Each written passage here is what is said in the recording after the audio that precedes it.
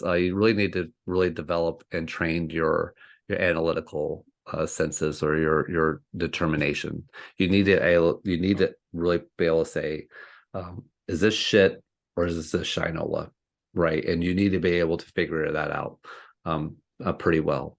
There's a lot of groupthink in the investment community, and you will often sit there and say, well, not all these people can be wrong. I'm telling you from my background and experience, and especially with export controls and nonproliferation, that sort of, everybody can be wrong on things.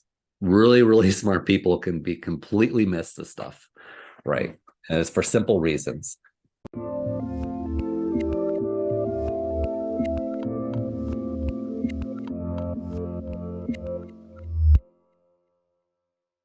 Hey everyone, this is Devin Miller here with another episode of The Inventive Journey. I'm your host, Devin Miller, the serial entrepreneur that's grown several startups into 7- and 8-figure businesses, as well as the founder and CEO of Miller IP Law, where he helps startups and small businesses with their patents and trademarks. If you ever need help with yours, just go to strategymeeting.com, grab some time with us to chat. We're always here to help. Now, today we've got another great guest on the podcast, Timothy Poore. And Timothy went to high school, in his own words, was a pretty terrible student, but did barely graduate. Then went off to play tennis in college and was an art major. Didn't quite know what he wanted to do at that time. Ended up switching over to biology and graduated with a degree in biology, as well as did grad school in biochemistry. After that, worked for a think tank to consult on weapons development. Got married, had a family, moved to Florida, took over his parents' mortgage business, and did that for a period of time before transitioning over to healthcare and going into sales. Got into hospice sales, investment development group. And then moved over to skilled nurses and nursing homes, and then those investment opportunities.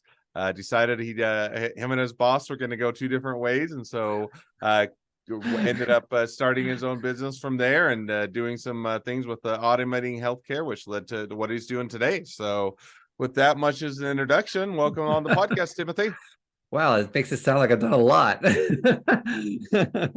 it sounds like you've done a lot to me as well. So it's awesome. Well, so I just gave a quick a run through to a much longer journey. So why don't we rewind and unpack that a bit and tell us a little bit about how your journey got started coming out of high school and going to college with the tennis scholarship. Well, it wasn't a tennis scholarship. I was actually a walk-on. That I took up tennis sort of late, and and I did, I kind of like, grew to it, and I end up was looking at schools and Division I programs and stuff like that. It's really what I wanted to do. I really love playing tennis. I still do. And I didn't have any major tournament experience that you would have back then. Usually these guys would start at 6 and start playing tournaments, and I didn't have that. I was playing juniors when I was 16, 17, 18 years of age. And so that kind of moved into I did that for a couple of years, and then I ended up trying to play satellite tennis, which is kind of like the minor leagues, for a little bit. Started off as an art major because I wanted to be a music video director. That's what I wanted to do. A fun job if you can get it. So yeah, I know. I was like, well, because I mean, it's just little they're short form stories, and that's what I really wanted to do. And I just didn't have with tennis, it wasn't going to work out, and you can't really travel well. You can't load up on a bus and go play another school and and bring an art project. I'm pretty sure there's people that do it, but that wasn't me to do that. So what was really sort of easy though was to read a textbook and memorize it, and and that sort of stuff. And so I started doing science, and I really kind of liked biology a lot. And that actually I loved it. And I ended up, of course, graduating in biology and then going on to grad school, and going to biochemistry on that side. And I was very privileged to, have that experience, and it led me to, other other things. It really worked on developing my analytical skills. I had skills to come up with ideas on demand, but to have that like sort of like that analysis side um, was really sharpened a lot in biochemistry. So that was great. No, that's awesome. So, and walk us through. So, was it just hey, I took a few classes in this area and it's of interest, or kind of going from wanting to produce videos and going into the art major to biology is a pretty good switch. So, kind of what made you or kind of decide to go from one to the other? Again, it was just the amount of time it really kind of took to study and do the work. I could sit down and read biology textbooks pretty easily. I mean, you're traveling or whatever, and you're like all loaded up in a bus or a van, really, because the tennis team is going to be a van, and you could sit there and you could read that pretty easily. And so it's just time, and then like you when you're an athlete, you have mandatory study hall. You got to show up to that. So you'll have like your morning practice, then you eat. Well, morning, I should really call it morning practice. You have everybody's there, and the assistant women's basketball coach is out there with a clipboard taking attendance on who's there, but it's not mandatory. But you got to be there, and that would be like at 5 a.m. and then you kind of roll until like about 7, and then you're breakfast, and you're having your classes, and then you're back out in the court or the field or whatever it is at 3 o'clock, and you're doing your evening practice, and then you're or weight training or whatever it is, and then dinner, then you get study hall. And so, and then midnight, you go back to your room, and then you do that all over again the next day. So it made it really pretty easily to do it that way. No, makes sense, and sounds like it was a good way to balance the competing interests and get the degree and be able to play the sport the love and enjoy, and kind of do all of that. So now you come out, you get the undergraduate, graduate in chemistry, biochemistry, and whatnot. You're coming out of school, and I think you started out working in a think tank. Is that right? So I kind of stalked them. I was really interested in what they were doing. I knew I didn't want to work in a lab for the rest of my life. No offense, but it just wasn't really what I wanted to do. And and so eventually they started bringing me onto projects and that sort of stuff, and that really kind of like opened my eyes to so not just having a very high level of analysis, but also be able to communicate these sort of like complex ideas to and other individuals, policymakers, or whatever they may be, with their background. And it kind of like shows that there's various different levels of understanding that people have, and trying to get everybody on board to have the same mental image or the same concept of what's going on here. And I'm pretty sure with your background, especially in law, you run into this all the time. That's why lawyers are fantastic, and they're excellent at what they do. Hi, sweetie. Good job. Okay, I do work from home. Sorry. No, you're good. And it keeps it all natural and makes it fun. So yes. Now that probably even transitions into, so you worked at the think tank, did consulting for a period of time, and then ended up, I think, getting married, having a family, and moving to Florida. Is that right? Yep. So we moved to Florida, and it was kind of, we were going to get help with my family business, and we were going to run it. And that kind of was like around 2007. The family business was actually land surveying, which is pretty in Florida, is often linked to the mortgage industry. And so that was a bit of a challenge for a number of years. So we really got to learn how to run companies very leanly, and really kind of like be very efficient with our time and our resources during that period. And so I did that until about 2012, for about 4 years. And it's very challenging to work with your family. Many people will probably say that you really need to have very strong ground rules and expectations. And those are definitely things that we sort of like learned along the way on that one. It ended, but the company still continued to go on for several years ago. My parents we said we just can't do it anymore.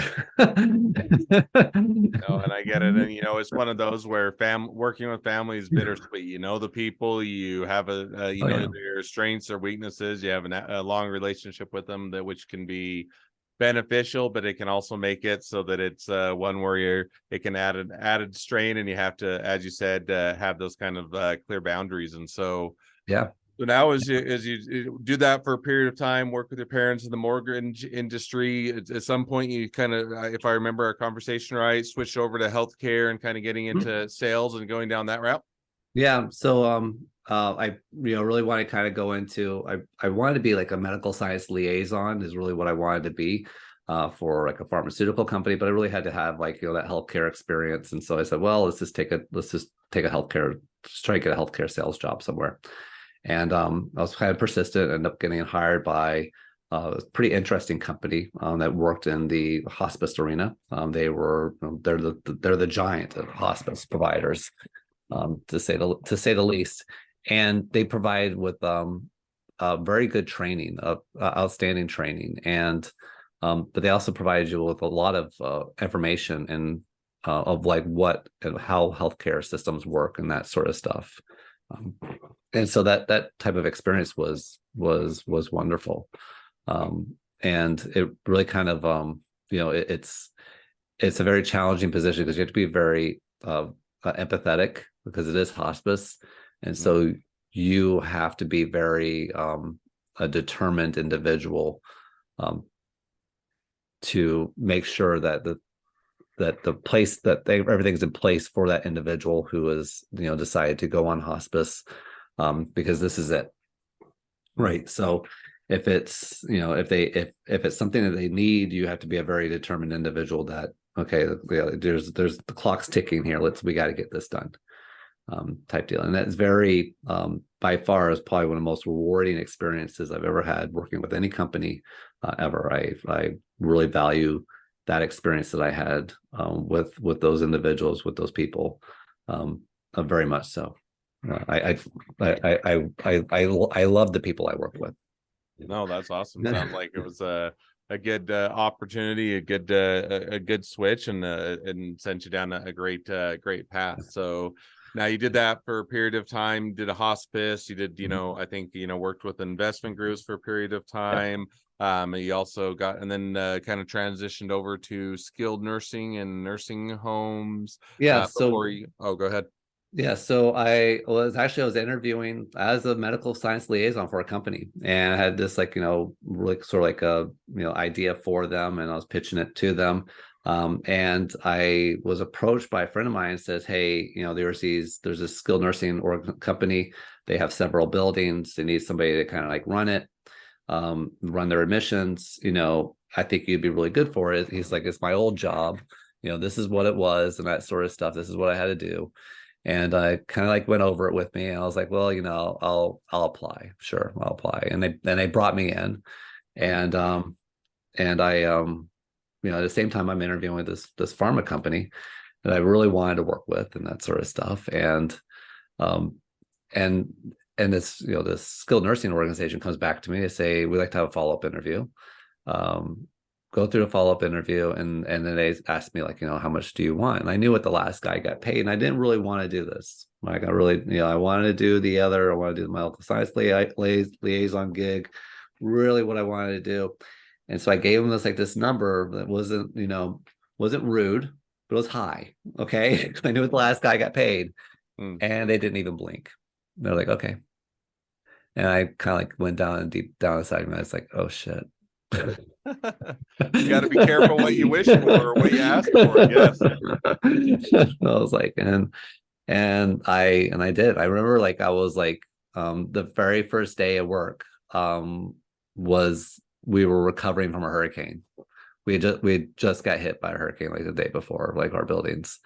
There's of course it's in Florida and that sort of stuff. And so nobody's in the right place. It's kind of chaotic.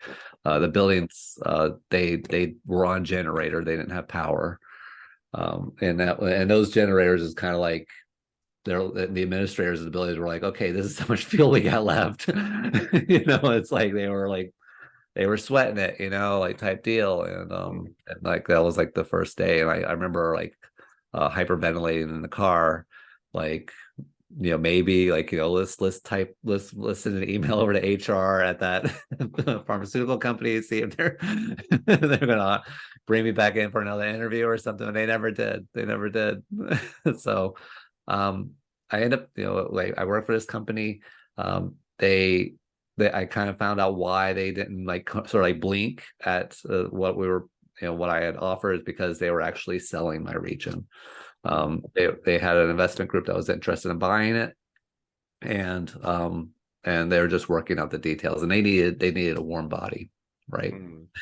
So you got to be that warm body for a period of time anyway. And now walk us through, at some point when the sales typically go through and the warm Yeah. body is no longer needed, then you got to be the unfortunate individual that doesn't they don't need the warm body anymore. So kind of as he did that, is that the prompting or what motivated kind of branching out and pursuing the business you're doing now?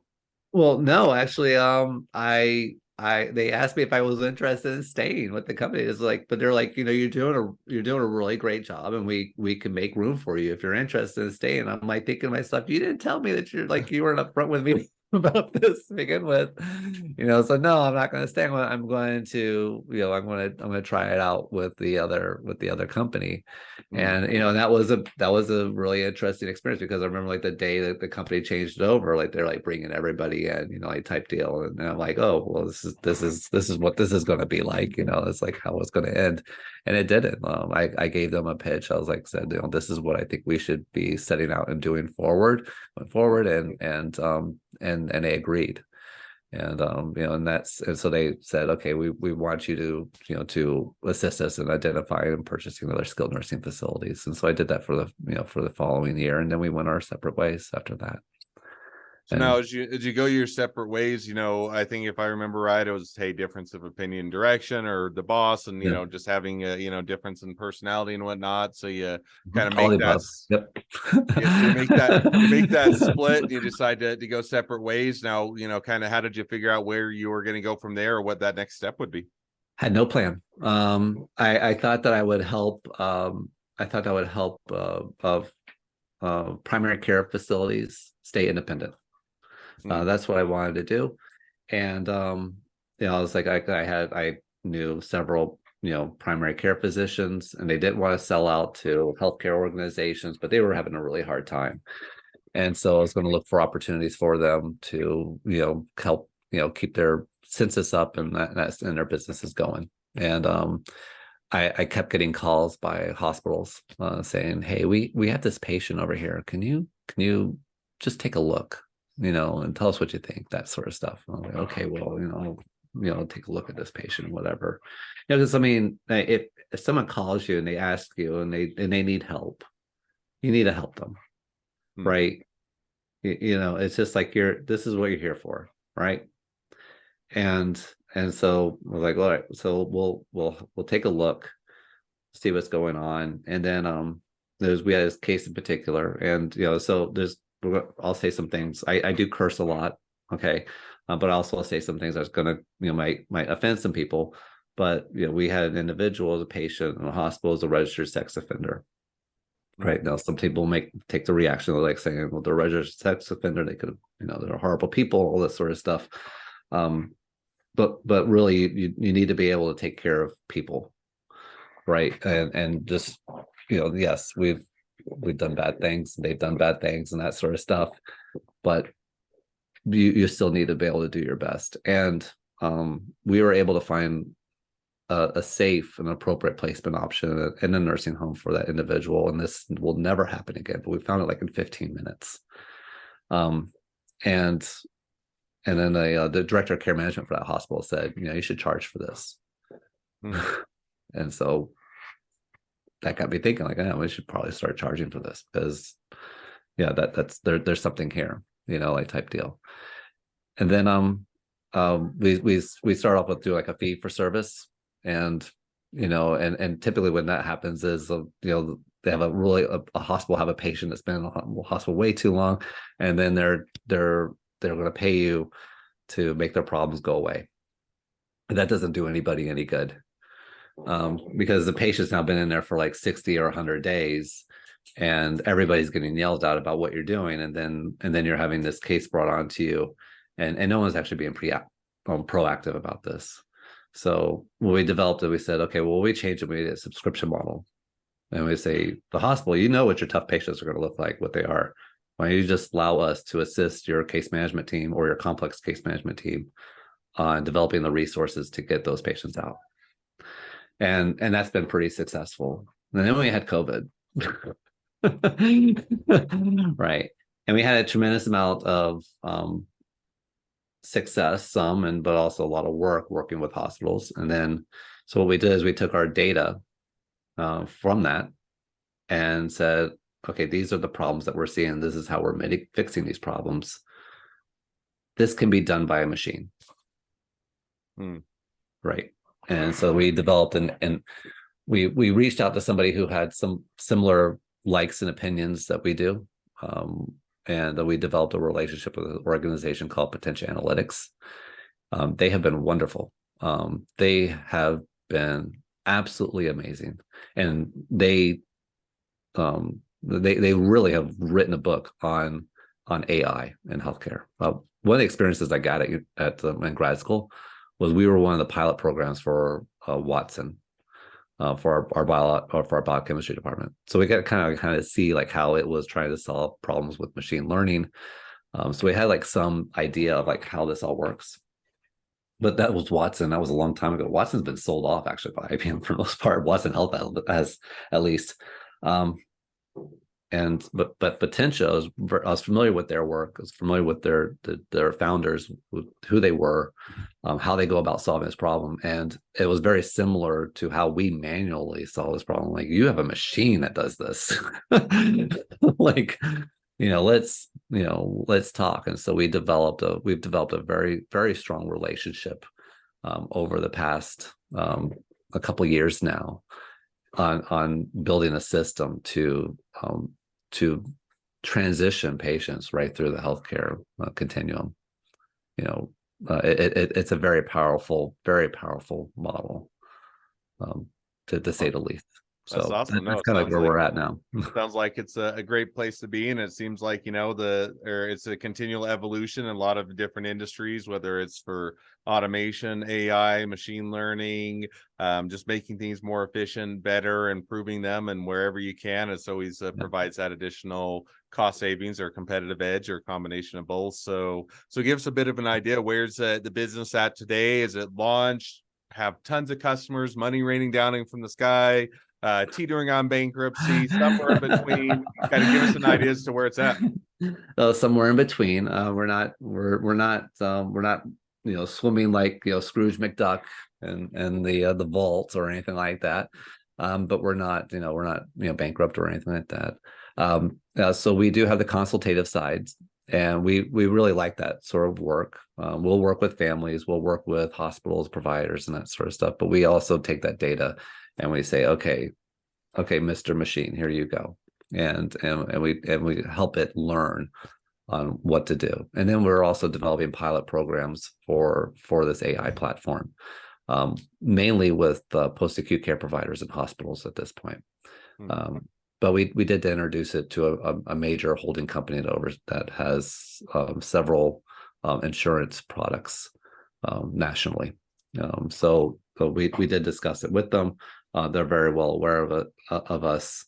It was interesting. They had heard about us before, right? And because they said, like, yeah, your name keeps coming up, your company keeps coming up because you're able to get these really complex patients out. And we kind of want to know, like, how do you guys do it? Like, type deal. And so that was nice. We don't really advertise a whole lot. I actually just ran our first Facebook ad just like maybe 2 weeks ago, right? Just not, all of our clients or development has been basically through word of mouth, through directors of care management who have used our services, have used our subscription service, and said, and they've recommended us to other hospitals. And that happens a lot. We had a phone call today from a hospital in Georgia, who was recommending us to a hospital, um, far away, because they're like saying that we know that this hospital is having an issue with a patient, and we know this is like right up your alley. And in that situation, it's kind of just, it's sad. It's a gentleman, he's developmentally disabled, and he's about 68 years of age, and he was struck by a car, Mm. and now he's trached, he's bedbound, and then the only thing that he has control over is his eyes will track, but that's essentially it. And so it's, um, with a developmentally disabled individual, that is healthcare, you have to be able to fit in their square peg. Well, you need to be a square peg, and that needs to be a square that you're trying to put it in. Healthcare does not do well if it's not fitting into that system very well. It's not really set up for that, and so it takes really sort of like an active role in that. And we were able to provide them with placement options pretty rapidly. No, that's awesome. Sounds like So, it's been a fun place to be with the business. It's been successful, continuing to gain traction and grow, and to help a lot of people out. So that's sounds like a rewarding place to be. fun. I don't know about fun being the word I would want to use. I Enjoyable, mean, it's rewarding. been, yeah, yes. But Awesome. Well, that was, we kind of reached the present day of your journey, yeah, and seeing kind of where things are at and where they're headed. Great time to transition to yeah, the two questions I always ask at the end of each yeah. episode. So we'll jump to those now. So the first question I always ask is, along your journey, what was the worst business decision you ever made, and what'd you learn from it? So it made several, like just in that discussion, right along, right? I mean, the going into the mortgage industry, all that sort of stuff. But as far as like directly with our company, the you have to be very careful about individuals that you partner with. You have to really vet them a lot. And it's either, it could be like a business cooperation where, okay, we're going to develop products and services together, and we're going to develop our networks together or something like that. Because they may not have the same goals and same ideals as you do. Some individuals, they may have a very short-term goal or maybe a long-term goal. They may be very member driven, or they could be very individual client driven, and you really kind of make sure that everybody is in line with that, because if you're not going to be really, no one's going to be happy. Right. And that was a challenge that we had in the beginning.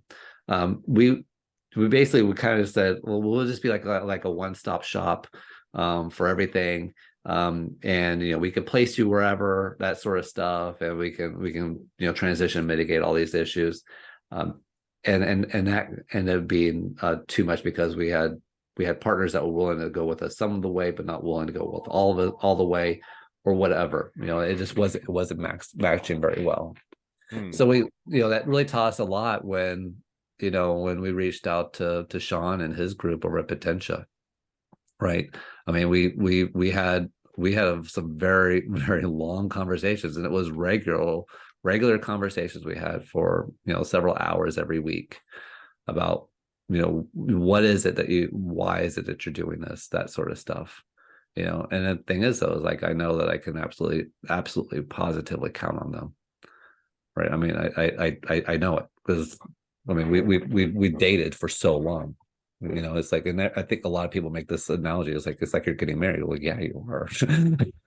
Yeah, and it's funny It's because again and it's an apt again. analogy in the sense that you're for a lot of business partners, whether it's people that you just work with, partner with your business on, or it's employees or partners in the business or investors, like, Yeah. you spend as much or more time than you do half the time than with your family, with your spouse, just by the nature of being at work all day and Yeah. devoting a large period of time. So in that sense, you might as well, in a sense, date them, or at least make sure that it's a good fit and a good partnership, because just like in a marriage, if it goes great, it's a wonderful, great relationship, and it is beneficial. And if it goes bad, it can go bad quickly and wrong. So I think that that's definitely a great mistake to learn from, but one that Garrett sounds like was helpful in as he built the business. So Yeah.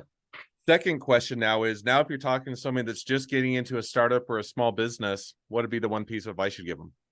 Like the pre, I kind of gave like 5, right?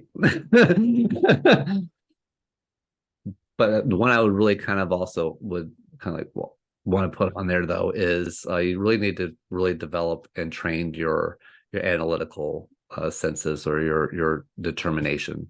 You need to really be able to say, is this shit or is this a shinola, right? And you need to be able to figure that out pretty well. There's a lot of groupthink in the investment community. And you will often sit there and say, well, not all these people can be wrong. I'm telling you from my background and experience, and especially with export controls and nonproliferation, that sort of, everybody can be wrong on things. Really, really smart people can be completely miss the stuff, right? And it's for simple reasons. We had I've always been very impressed with people who have differing points of view from the group, especially if they have data to support those different points of view. That's always very good. Be one of those people that has the data.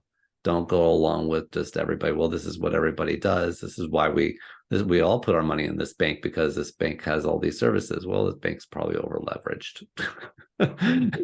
Right.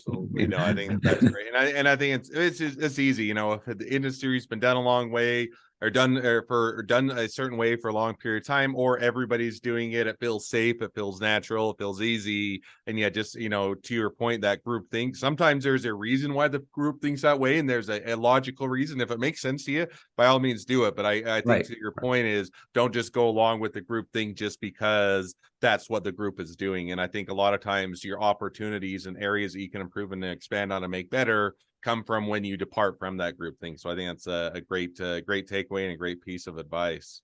You said it much better than I did. I don't know about that, but I get at least summarize it. So, now, before I understand it a lot more than you said it than I did before. Absolutely. Well, now before we jump into how people can reach out to you, just wanted to mention to those to the audience. So Timothy and ATP Healthcare have generously sponsored the water bottle giveaway with the podcast episode. We love to give those away. It's a great way for entrepreneurs to represent just what they're doing and what they're up to, and they're high quality and fun for us to be able to send out. So with that, just for those that are interested, and if you're the first 5 to go or listen to this episode, either listen to it or watch it on YouTube or the website. If you just go to the Miller IP Law website, and you'll get the link to it, and go to or use a promo code ATP Healthcare 2023. You can go ahead and support a great business, and also get a free water bottle that we love giving away, and are fun to do that. So thank you again for sponsoring that as part of the podcast. Oh, no so problem, now with that as a lead up, so now if people do want to reach out to you, if they want to be a customer, they want to be a client, they want to be an employee, they want to be an investor, they want to be your next best friend, any or all of the above, what's the best way to reach out to you, contact you, find out more? Yeah, so obviously it's our website, right? It's going to be atphealthcare.com. We're really interested in ideas. We want diverse ideas, diverse backgrounds. Our advisors are pretty diverse as far as on our end, and for a reason, because we want to really kind of have an idea of like what's going on in healthcare. But we want people who have a passion for this. We also want to be able to understand that we want everybody to understand that we're here for the patient. The hospitals, you guys are welcome to contact us and stuff like that, but we're going to be working for that patient. And it's also the same thing for the families too that do reach out. That the patient is, and what's in their best interest is what we're working on here.